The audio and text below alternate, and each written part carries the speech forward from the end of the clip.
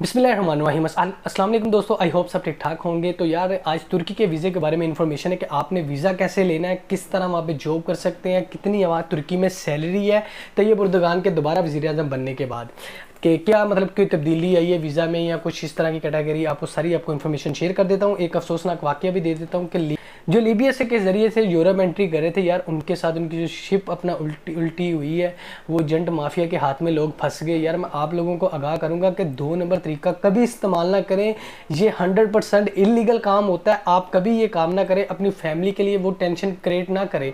और उसके अलावा अपना जो कानूनी तरीका है उसको इख्तियार करें। जो जहां आप जाना चाहते हैं वो भी कानूनी रास्ते देते हैं कि आप उनकी कंट्री में आएँ, और पाकिस्तान भी कानूनी रास्ते देता है कि आप उनकी कंट्री में जाएं। तो वो चीज़ें इस्तेमाल करें। अगर वीज़ा रिजेक्ट हो जाएगा तो कोई बात मसला नहीं, दुनियावी चीज़ें हो जाती है। तुर्की का वीज़ा हासिल करने के लिए डॉक्यूमेंट्स ही हैं जो आपके पास होने चाहिए। आप अगर किसी एजेंसी से एजेंट के जरिए अगर बाय करते हैं तुर्की की एम्बेसी के जरिए, तो आपको डॉक्यूमेंट्स तो देने ही पड़ेंगे, ठीक है ना। वो चाहे आप किसी को फीस किसी भी तरह आपको डॉक्यूमेंट्स पे करेंगे ही तो तुर्की का आपको वीज़ा मिलेगा। डॉक्यूमेंट्स, अहम डॉक्यूमेंट्स जो है मैं वो आपके साथ शेयर कर देता हूँ। अच्छा, तुर्की में मैं आपको जो और सैलरी बता दूँ। अगर आप तुर्की में सैलरी की बात करें ना, तो 7830 यानी कि 7830 लीरा तुर्की करेंसी है, आप देख सकते हैं। आप इतने पैसे मंथली कमा सकते हैं। अगर यूएस डॉलर की बात करें तो $405 यानी कि 406 डॉलर के राउंड अबाउट आप कमा सकते हैं। अगर आप हम इसको कन्वर्ट करें पीकेआर में, अगर आप देखते हैं कि तुर्किश लीरा, ये देख सकते हैं आप 7803 लीरा अगर आप कमाते हैं तो पाकिस्तानी 94,947 रुपये आप महीना तुर्की में कमा रहे हैं। डॉक्यूमेंट्स कौन कौन से हैं? ये वीज़ा आप एनातोलिया के जरिए भी हासिल कर सकते हैं। ये 5 बड़े शहर हैं जो पाकिस्तान के, उनमें भी मौजूद है। लाहौर में मौजूद है, कराची, फैसलाबाद में है, पेशावर में है, और 2 शहर है। आप गूगल के जरिए देख सकते हैं एनातोलिया, वहाँ से भी आप वीज़ा हासिल कर सकते हैं। और डायरेक्ट इस्लामाबाद एम्बेसी से भी, तुर्किश एम्बेसी से भी आप हासिल कर सकते हैं। वीज़े की फ़ीस की बात करें 43-44 हज़ार के राउंड मोड में, पहले 21,700 थी, लेकिन अब पैसे बढ़ा दिए गए हैं। उसमें इन्होंने इंश्योरेंस ऐड कर दिए कि इंश्योरेंस वो अपनी तरफ से आपको देंगे, तुर्की एम्बेसी वाले। पहले होता था कि इंश्योरेंस आपने खुद करवा के आनी होती थी। अच्छा जी, ये मुख्तर बात 43-44 हज़ार वीज़े की फ़ीस है। ये आप इजीली पे देंगे और अपने डॉक्यूमेंट्स देंगे। डॉक्यूमेंट कौन कौन से हैं? आपका पासपोर्ट है, आपकी तस्वीरें हैं, आपकी आईडी कार्ड की तस्वीरें हैं, चैम्बर ऑफ कॉमर्स का सर्टिफिकेट है, उसके अलावा आपके बिजनेस डॉक्यूमेंट है, यानी कि लेटर हेड जो आपका विजिटिंग कार्ड होता है जिस पे आप बिल बनाते हैं वो होगा। उसके अलावा आपकी 3 महीने की बैंक स्टेटमेंट होगी, और उसमें मैक्सिमम भी जो आपका अकाउंट में बैलेंस हो वो 20 लाख रुपया होना चाहिए, क्योंकि पाकिस्तान की करेंसी की वैल्यू डाउन हुई है थोड़ी। तो आपके पास अगर 20 लाख रुपया होगा तो आपको वीज़ा जारी कर दिया जाएगा। मेरा ज़्यादा चांसेस है कि वीज़ा जारी कर दिया जाएगा।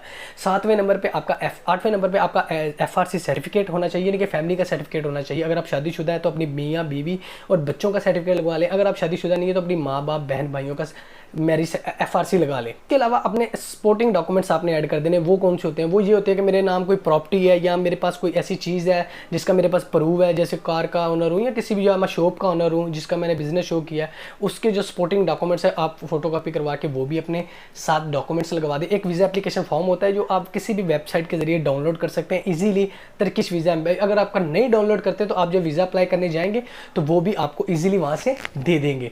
तो वो आपने वहाँ पर फिलअप करना है, उसके साथ जो रिक्वायर्ड होगी वो आपने पूरी कर देनी है। उसके बाद इंश्योरेंस उन्होंने कर देनी है। उसके बाद आपने होटल बुकिंग और एयर बुकिंग, ये भी आपने डॉक्यूमेंट्स अपने साथ लगवा लेने, कन्फर्म के अपने डॉक्यूमेंट्स साथ लगा देने हैं। ये सारे डॉक्यूमेंट्स रेडी करके आप किसी एनातोलिया में सबमिट कर दें वीज़े फीस के साथ, या आप एम्बेसी के जरिए अपना सबमिट कर दें इस्लामाबाद में। उसके बाद क्या होगा? उसके बाद 1-1.5 हफ्ते में आपको कॉल आएगी, और कॉल करके आपको पूछा जाएगा कि जी आपने ये वीज़ा अपना सबमिट किया है, प्रोसेसिंग में आपका इंटरव्यू होगा एक बेसिक सी कॉल पे।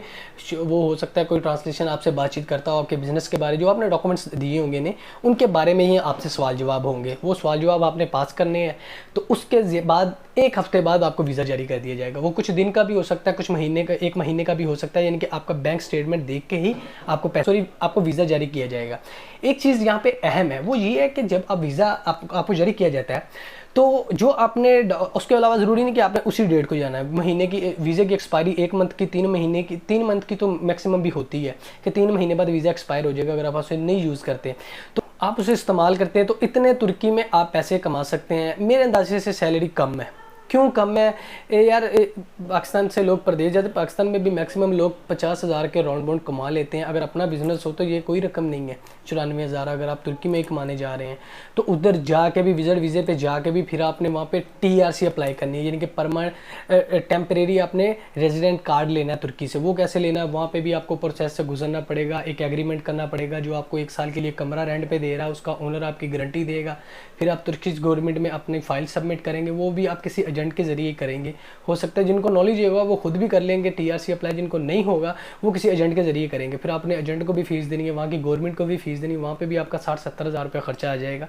फिर आपको टेम्परेरी रेजिडेंट कार्ड जारी कर दिया जाएगा, यानी कि 1 साल के लिए आपको तुर्की में लीगल कर दिया जाएगा विजिट वीज़े पे, जो इस पे आप तुर्की गए थे, जो मैंने पहले बताया कि वो किस तरह आपने बाय करना है। उसके अलावा वहाँ पे तुर्की जाने के बाद आप अपनी अगर तो आपके पास स्किल है तो हो सकता है कि आपकी सैलरी 1 लाख से प्लस कर जाए। यानी कि जो ये मैं नॉर्मल सैलरी की बात कर रहा हूँ जो स्टार्टिंग प्राइस में आपको मिल जाती है 800, ये जो 7,830 लीरा है ये आपको स्टार्टिंग मिलती है। यानी कि जाते कि मुझे कोई हुनर नहीं आता, नॉर्मल सैलरी है, अगर मेरे पास स्किल है, IT का इंजीनियर हूँ या किसी भी चीज़ का मेरे पास एक्सपीरियंस है, हाई लेवल पे मेरी जॉब्स है, तो फिर नहीं मेरी ये सैलरी, फिर तो 15,000 लीरा 14,000 लीरा के राउंड पर 10,000 से प्लस कर जाएगी सैलरी, तो जो 1.5 लाख रुपया राउंड पर बन जाती है। वही स्किल मैं किसी और कंट्री में इस्तेमाल करूँ तुर्की के बजाय तो फिर ज़्यादा मेरी सैलरी है। वो मैं आपको भी अगली वीडियो में बताऊंगा कि वो कौन सी कंट्री है और वो वहाँ पर आपके किस तरह बाय कर सकते हो और वहाँ पे सैलरी कितनी है। जैसे कि फीस भी मैंने आपको बता दी है, डॉक्यूमेंट्स भी बता दिए और जॉब कैसे करनी है, टेम्परेरी TRC कैसे लेके वहाँ पे अपने, जब आपको TRC कार्ड मिल जाता है तो वहाँ पे आप अपनी जॉब स्टार्ट कर देते हैं। तो अगले एपिसोड में मैं आपको बताऊंगा कि यही स्किल लो, यही डॉक्यूमेंट्स हो तो आप किस लेवल तक पैसा कमा सकते हैं यूरोप कंट्री में, वो भी कानूनी रास्ते के साथ। तो चैनल को सब्सक्राइब कर लें ताकि उसी वीडियो का नोटिफिकेशन सबसे पहले आप तक पहुंच सके। अपना बहुत ख्याल रखिएगा। अल्लाह हाफिज़।